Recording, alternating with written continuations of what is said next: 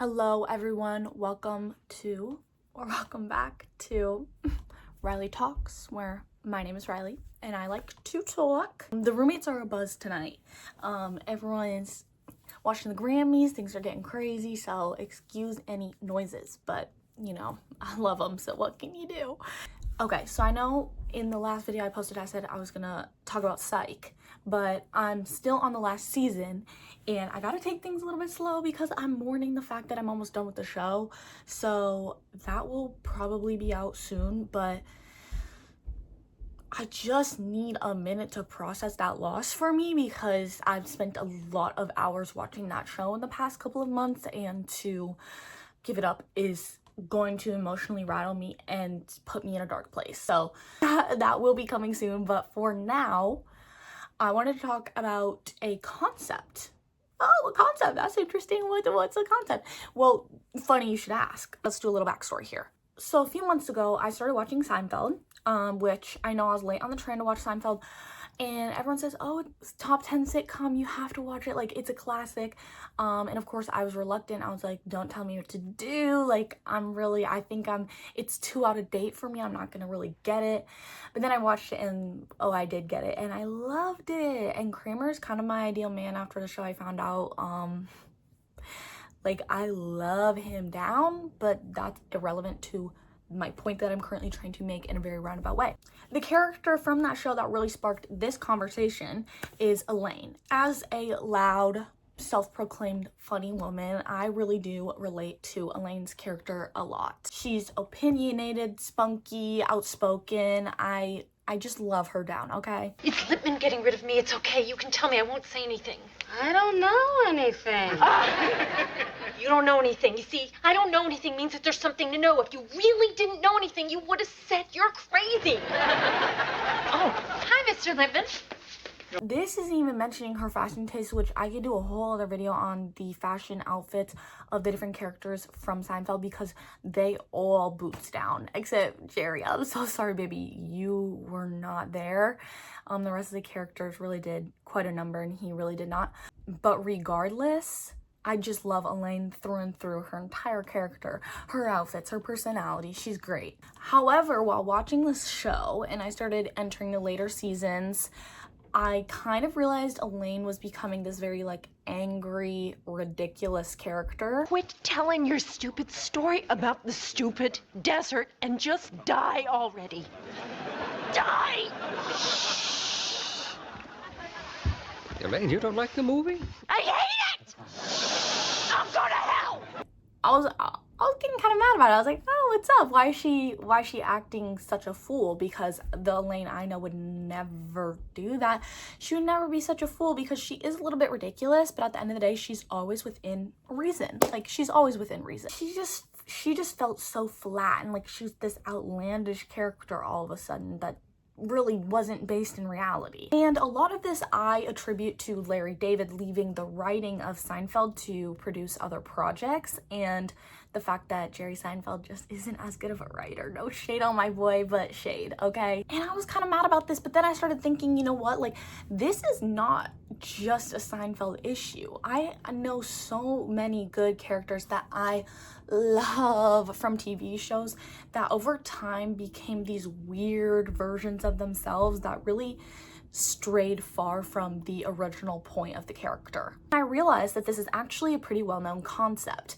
The idea that characters start off at these well-rounded, full, multifaceted people, but over the course of the show, they become very flat, one-sided, one-dimensional characters. This phenomenon has a name, and it's called flanderization, which is named after Ned Flanders from The Simpsons. And the definition, which pardon me, I have to read off my script here, but the definition is the process of exaggerating a single, often minor, character trait over time until it consumes their entire personality, turning them into a one-dimensional caricature. And Ned is a really good example of this because at the beginning of The Simpsons, he is a good neighbor, he is good-humored, just a regular stand-up guy who believes in God. You're not perfect, but the Lord says love thy neighbor. Shut up, Flanders. Oakley dokley doo. However, over the course of the millions of seasons of The Simpsons, we begin to see him as this kind of religious extremist character. He falls really into that religious part of his identity until it becomes exacerbated and he kind of loses his original identity. Can't we all get together and concentrate on our real enemies? Monogamous gays and stem cells? And the concept of flanderization has happened to so many characters across different sitcoms. Some of the most popular ones typically involve the character being reduced to insanity or dumbness. We see this with characters like Joey Tribbiani from Friends or with Kat from Victorious. Both of these characters at the beginning of the show made sense. They maybe weren't the most intelligent on the show, but they didn't lack sense altogether. However, as their seasons continue, the character slowly falls into this morphed identity and this kind of ridiculousness. I watched this whole video of character analysis of Kat from Victorious. I think it was by CJ to the X. I'm gonna find the video. It's so good. It goes into this concept in particular with Kat because she literally goes from being a normal girl who's just a little bit bubbly and a little bit ditzy. Why don't we just do it the way Jade wrote it for that one night? Because Mrs. Lee's gonna be there and she wants it done her way. But what if she's not there?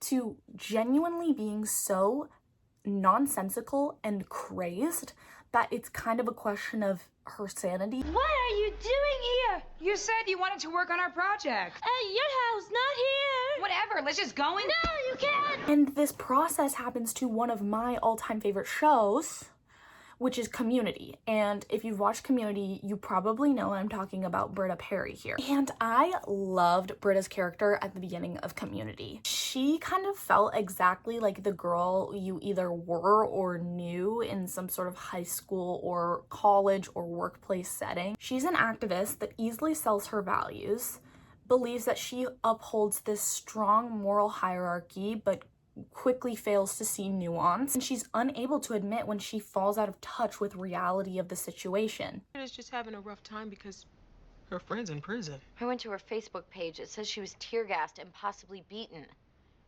I haven't been tear gassed in so long. Well, you're on a new path now. Oh, goody, a new path. Is it lined with credit cards and flat screen TVs? Does it go by an IKEA? Maybe I don't want a new path or any path.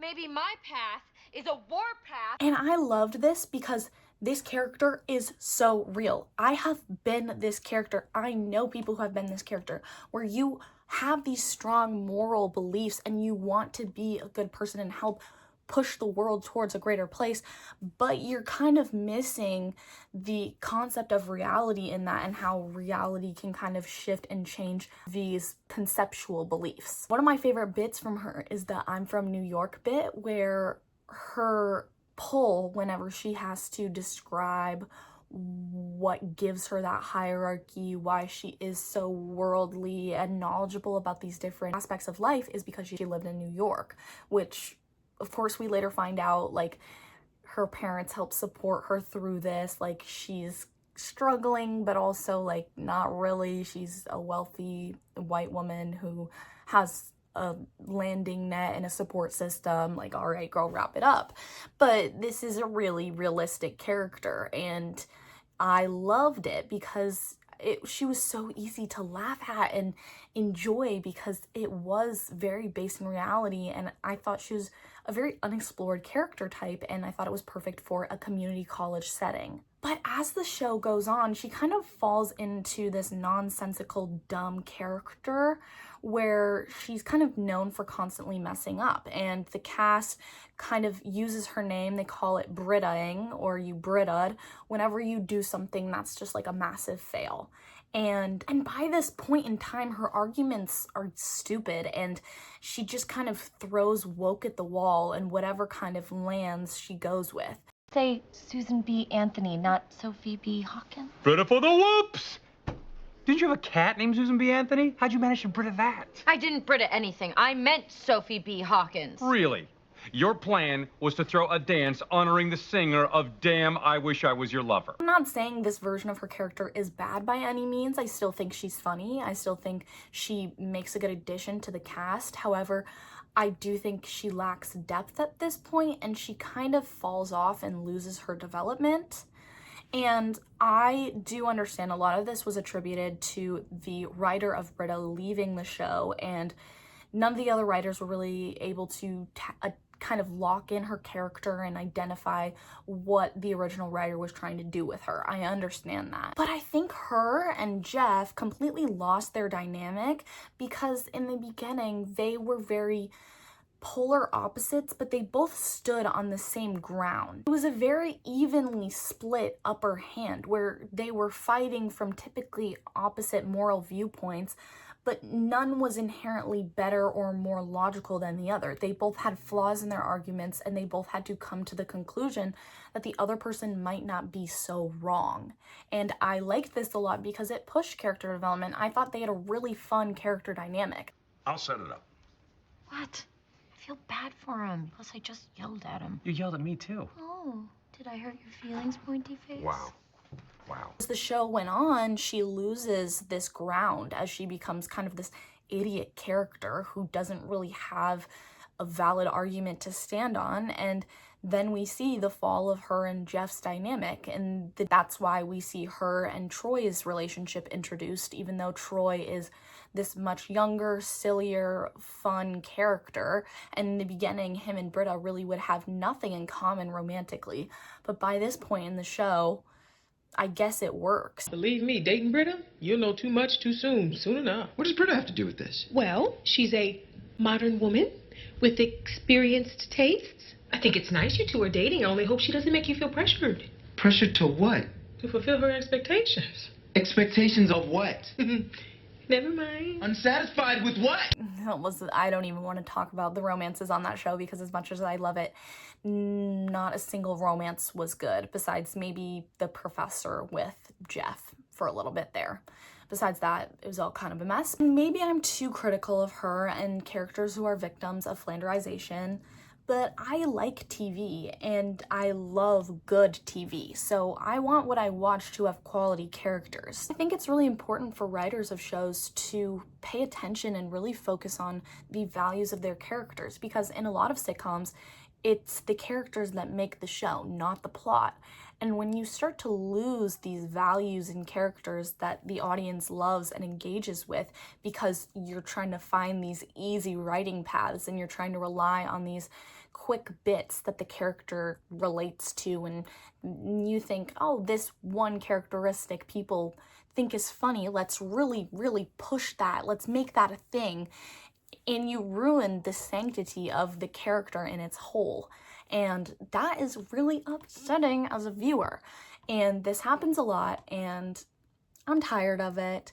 And if you have any other examples of flanderization, I would love to hear them, because I know that there are so many other characters that this has happened to. And I'm so sorry to anyone else who has experienced this in their favorite characters in their favorite shows, because it really does suck a lot. And that's kind of the moral of the story on flanderization. I hope you guys enjoyed a little bit of a shorter video this week. I am really excited to release probably a pretty lengthy video on Psych and my full analysis of it, but thank you for sticking with me while I'm writing and working through that. I am just so happy to be here. Thank you for watching and participating in this. Like and subscribe if you want more. So